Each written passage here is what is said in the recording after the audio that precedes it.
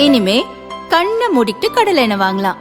ஏன்னா மந்த்ரா கடலை எண்ணெய் இதயத்தின் தயாரிப்பு. வறுக்க பொரிக்க ஏன் எல்லா சமையலுக்கும் மந்த்ரா தான். மந்த்ரா கடலை எண்ணெய், அபார ருசி, ஆரோக்கியமான உடல் நலம். வணக்கம் செம்மலை சார். வணக்கம் சார். சார், தமிழ்நாடு வணக்கம் சார். தமிழ்நாடு முதலமைச்சர் அவர்களுடைய அறிவிப்பை நீங்க இன்னைக்கு பார்த்திருப்பீங்க. 5000 ரூபாய் 3 மாதங்களுக்கான அந்த உரிமை தொகை, கூடுதலாக அந்த 2 மாத கோடைக்கால சிறப்பு நிதியை அறிவிச்சிருக்கிறாரு. இது மிக முக்கியமாக இந்த நேரத்துல பார்க்கப்படுகிறது. தேர்தல் நேரத்துல உங்களுடைய இந்த கணிப்பு என்ன சார் இது சம்பந்தமா?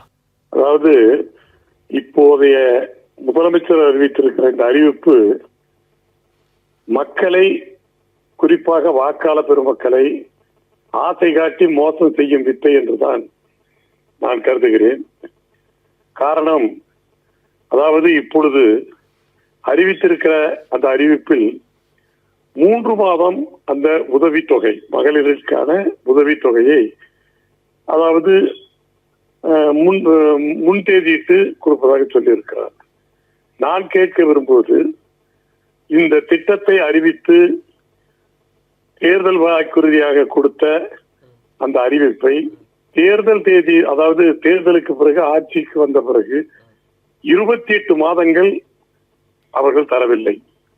எனவே இப்பொழுது முன்தேதியிட்டு 3 மாதத்திற்கு 1000 சேர்த்து 3000 கொடுப்பதாக சொல்லியிருப்பதை நான் ஏற்றுக்கொள்கிறேன். ஏன்னா மக்களுக்கு கிடைத்தால் அது மக்களுக்கு நல்லதுதான்.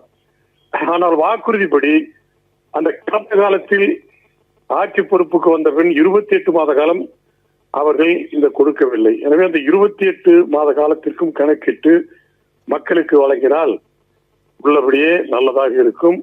அதை திரு ஸ்டாலின் அவர்கள் செய்வாரா என்பது என்னுடைய கேள்வி. இன்னொன்று, கோடைகால நிவாரணம் ஏதோ ஒரு புதுமையான அறிவிப்பாக நான் கருதுகிறேன். இதுவரை எந்த ஆட்சியிலும் கோடைகால நிவாரணம், குளிர்கால நிவாரணம் என்று சிறப்பு தொகை கொடுத்ததில்லை. ஆனால் இப்பொழுது கோடைகால நிவாரணமாக 2000 கொடுப்பதாக சொல்லி இருக்கிறார். நான் கேட்கிறேன், அப்படி மக்கள் மீது அக்கறை உள்ளவராக இருந்தால் இவர் மார்கழி, தை அந்த குளிர்காலத்திற்கும் கொடுத்திருக்க வேண்டும்.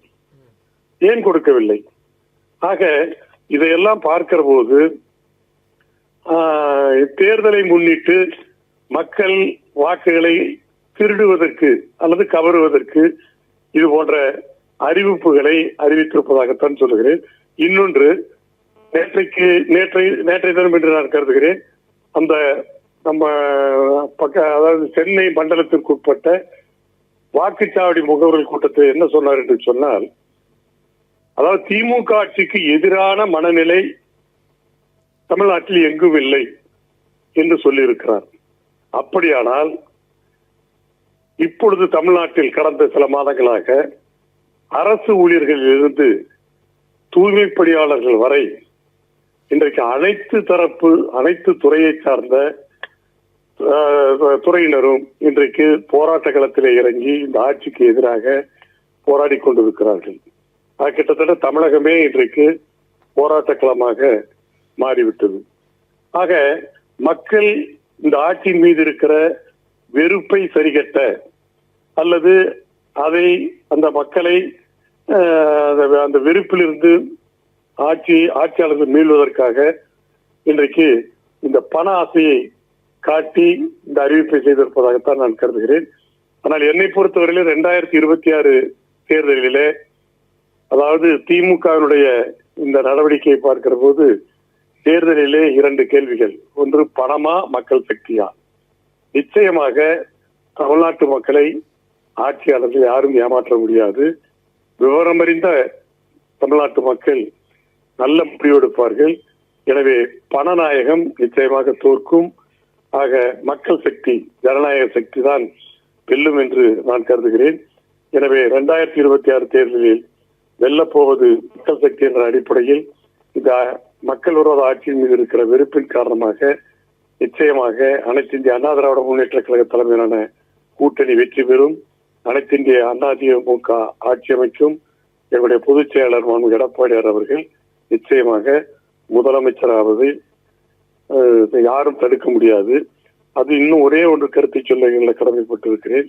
அதாவது இன்றைக்கு மக்கள் தமிழ்நாட்டிலே இருக்கிற தமிழ்நாட்டு மக்கள் படும் வேதனைகள், தினந்தோறும் அந்த மக்கள் சந்திக்கும் சோதனைகள் எல்லாமே இந்த ஆட்சியினுடைய தோல்விக்கு சாட்சியாக இருக்க போகிறது. இதுதான் என்னுடைய கருத்து. நன்றி. இணைப்பில் வந்து உங்களுடைய கருத்துக்களை பகிர்ந்து கொண்டதுக்கு செம்மலை சார்.